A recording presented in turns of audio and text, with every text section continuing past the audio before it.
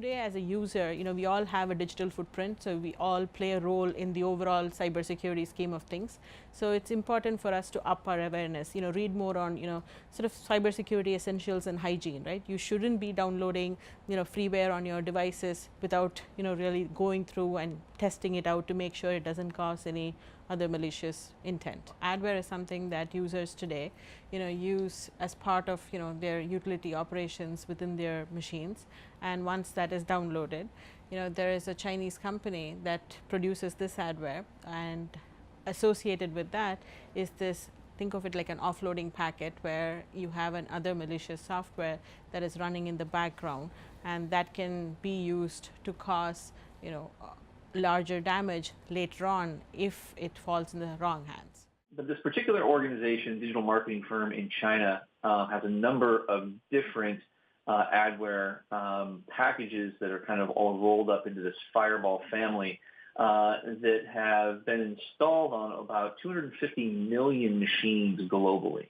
It's kind of hard to defend against something that is now installed on 250 million devices, right? I mean, it means that they found ways to get it onto people's devices even when they don't want it there. Now that number is certainly alarming, but what's more alarming is that the behavior of this adware family has really evolved over the past year or so in order to really leverage a lot of features that are more commonly found in things like banking trojans and other types of backdoor sorts of utilities. And, aside from capturing the user's browser, redirecting that to their own kind of search engine portals, which are feeding up results from the Google and Yahoo affiliate programs, so they're generating some revenue that way. But what gets kind of strange is that these families of adware can actually be used to deploy random code on the endpoints that have the software installed on them. They can run that code on the local machine, and they can take other types of malicious actions, including harvesting user credentials if they wanted to. And what's interesting is one of the metrics that Check Point put out was that they, by their estimations, figure that 20% of enterprise organizations have at least one machine in their environment that has an installation of one of these Fireball families of adware on it. So if I am a wily hacker out there in the world and I know that I can breach a adware provider who has some sort of interactive control with 250 million endpoints, that becomes very attractive to me. You also the fear of somebody who now sees how this was actually put together and just stand something up on their own to replicate this as well is also a fear that I think this is a flavor of third-party risk management, right? When you're looking at all the third parties that you interface with, you're probably not going to think of this, advertising, company that you use to be one of your attack vectors, right? And in this case, it could potentially be used. Think about sort of the risk management angle to this, right? It's about, third parties like adware providers are typically never managed from a risk angle.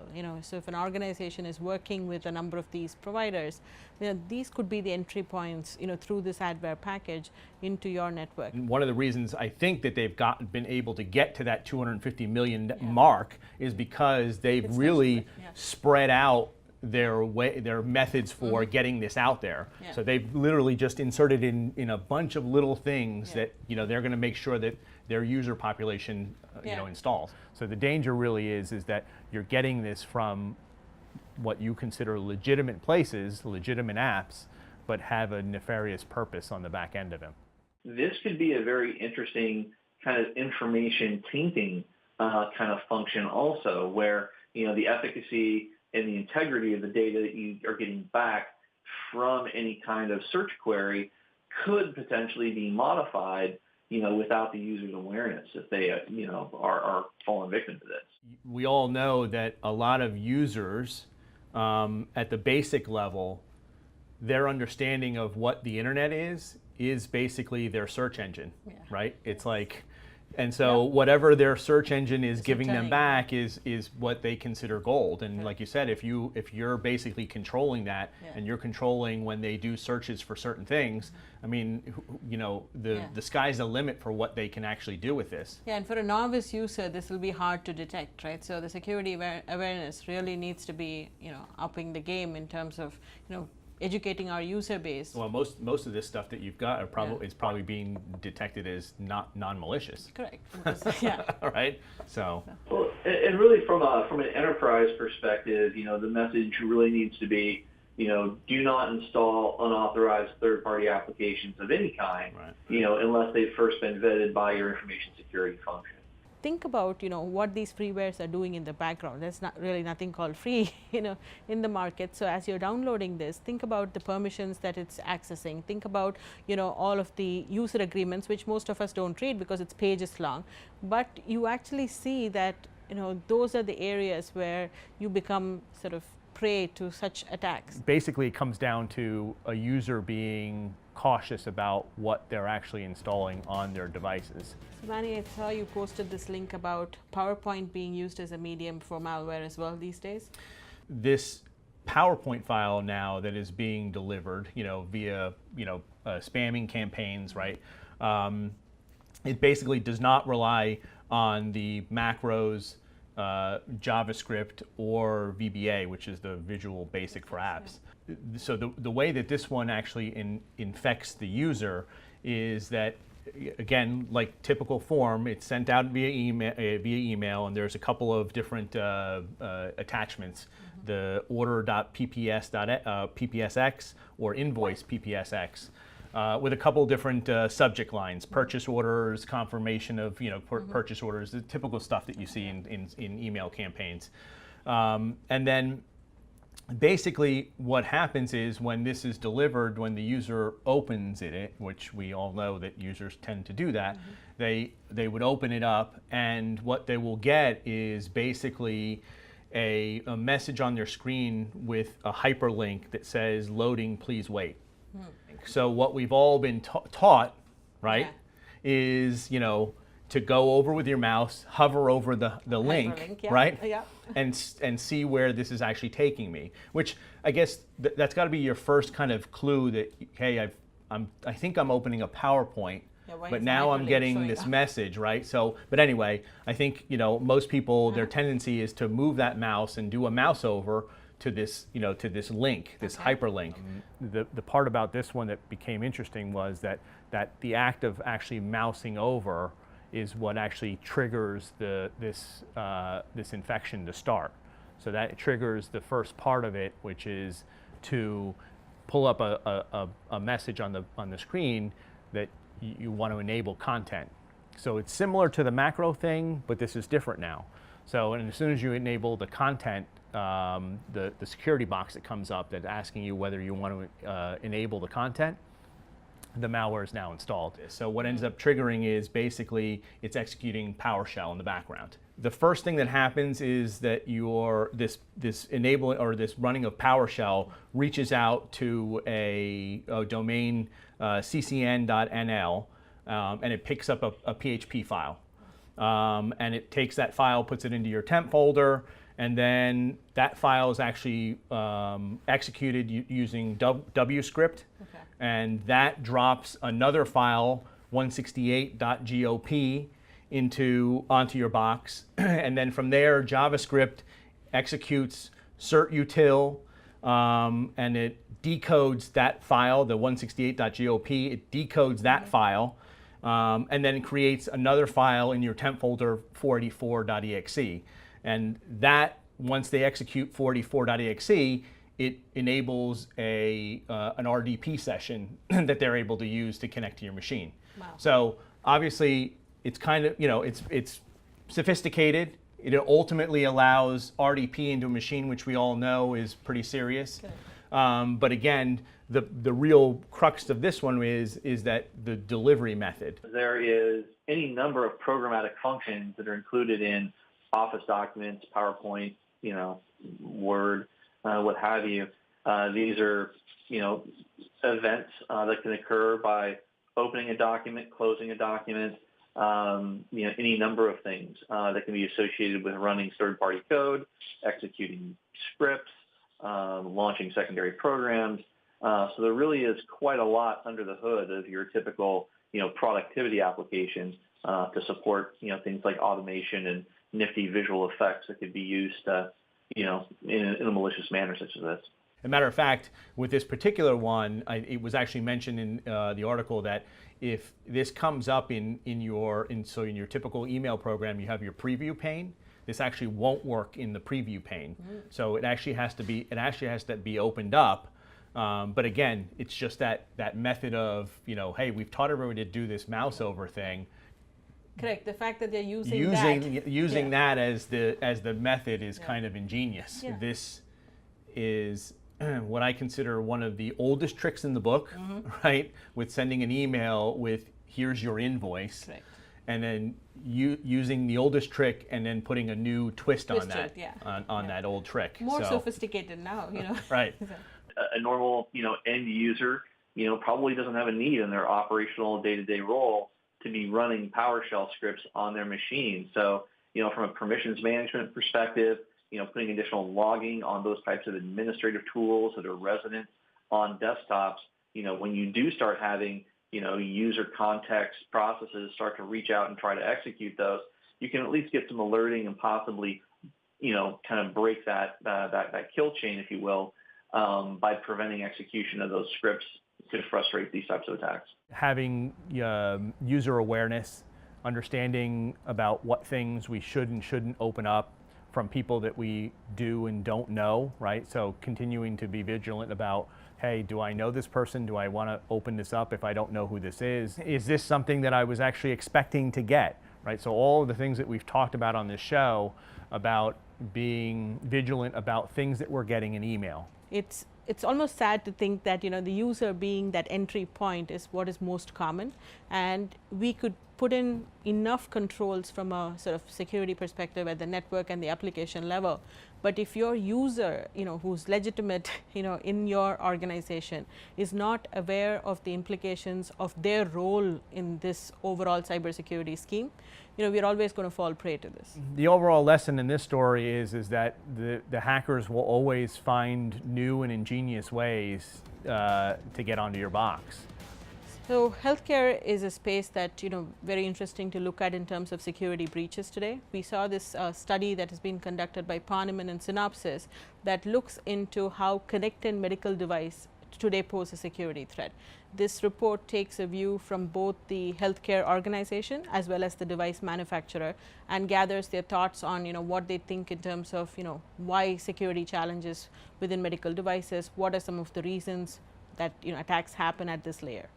To think that medical devices have been around for a long time, right? So the fact that it's now being used, the reasons being as a connected medical device, you no longer just have this medical device in vacuum sitting in there off from your network. You actually think about this medical device taking data and sending reports so that the physician does not have to be there and monitor this device for that output. So to think that these medical devices that are being manufactured today, and as per this report, we see that both the healthcare delivery organizations as well as the medical device manufacturers acknowledge the fact that this is one of the areas where there is weakness in terms of security.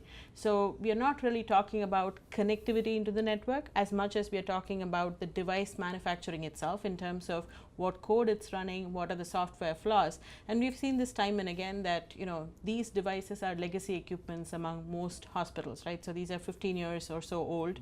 They are expensive, so it's not going to be replaced easily. And these are devices that are now being connected, and these devices typically run older operating systems, and there's a lot of regulation around the device itself. So you might hear manufacturers say things like, hey, but this can only run on XP, but XP is no longer supported. Right. But will a hospital really take this equipment out today? No, because it is a life-saving feature. And we are seeing that as per this report too, the need for medical devices to be built with security upfront today is more relevant than ever. Yes, we still have to deal with the legacy devices that are in place with these outdated patches and outdated systems and software in itself. But we also need to look at what is being built from here on out definitely needs to have security in mind. Right. Yeah, and one of the things that really struck out when I read this as well was the numbers, the figures that they were giving during the story were alarming, very alarming, right? And it looked like this report, the research team that did this report, did go out to quite a number of people to pull this data back. And so some of the numbers that I saw in terms of, when they were surveyed about how many people thought that there were problems with, with medical devices was, again, a staggering number. And that really stuck out to me on this report. I couldn't believe how many people were working in that industry that truly believed that this was a problem. And then to your point about, going forward, trying to fix this, unfortunately what I saw as well in this report was they're suffering from the same thing that many companies are suffering from today, which is that there's not enough people, there's not enough money to put into security, so security ends up being put on the back burner for some of this stuff. A typical physician or the person that is working in the medical field sort of views this medical device from a simplicity and a flexibility and functionality angle, and security typically is viewed as a roadblock, right? So they don't want to make this more difficult, they want this device to function, but the challenges are in the attack landscape that we are seeing. One of these medical devices that are connected could not only cost the patient his or her life, but it's also beyond that to think about how all of this fits into a healthcare ecosystem today, where it's one of the verticals that is most attractive to the hacker because of the volume of information that they have. Right. Mike, what do you think? Well, I think it's an interesting study in applied risk management because ultimately the medical professional, their mission in life is to facilitate patient care and to preserve life. And if you were to grab a defibrillator and try to, intervene with someone having a heart attack and it wouldn't charge up because it's updating, that's a situation that can't happen because that's going to impact that patient's life. So it's really interesting because as an industry, they have a very unique consideration where people's lives actually, hang in the balance. And so taking that into account and ensuring that mission objective while at the same time ensuring that you're meeting compliance mandates and general security around, patient information, really complicates the task. And we've seen this time and again where organizations have said, why me, right? Why would somebody want to attack a hospital? Why a medical device? But we've seen that in the recent years, healthcare has been the most victim in terms of ransomware attacks. Why attack this hospital and hold the data, right? But because this is a commoditized industry today, hacking is not with a personal agenda. It is a business, so they're going to come after anywhere where they have data, and there's really not much of a morality in terms of who they will hack and when they'll hack, right? So the devices that they're using today also have SPI data within these devices. So if there's data there that has any kind of value, they're going to go after it. They don't really care that it's in a medical device. What they're interested in is just the data. Unfortunately, with these devices, the problem that you have is when you have an attacker go after one of these devices, the cause from going after these devices might be some sort of failure of the device itself. And that's just sort of a side note for them. It's like, oh yeah, I crashed a device, but what device? See, this connected medical device is not what they're probably after, right? They're using that as an entry point to get into the hospital's network and get to more and more data. And today we look at it, the moment you start filling out those forms where you're putting in your insurance information, your credit card in case your insurance is not paying for it fully, your personal information, that's quite a bit of data right there. Like that is the first entry point for any of us into the healthcare ecosystem. And from then on, everything else is more and more data about you. There's a number of different ways attackers can monetize, this as a target. Whether it's holding people's lives in jeopardy through ransomware and preventing medical people from taking the action they need to save lives, to identity fraud, to insurance fraud, to, narcotic sales. right? Obtaining, prescription narcotics fraudulently and then selling them on the street. There's any number of ways to generate a revenue stream from this, and ultimately, the attackers are a profit center, and anyone on the defensive side is a cost center, and those mentalities, associated with each of those functions become readily apparent in kind of the way these problems are approached.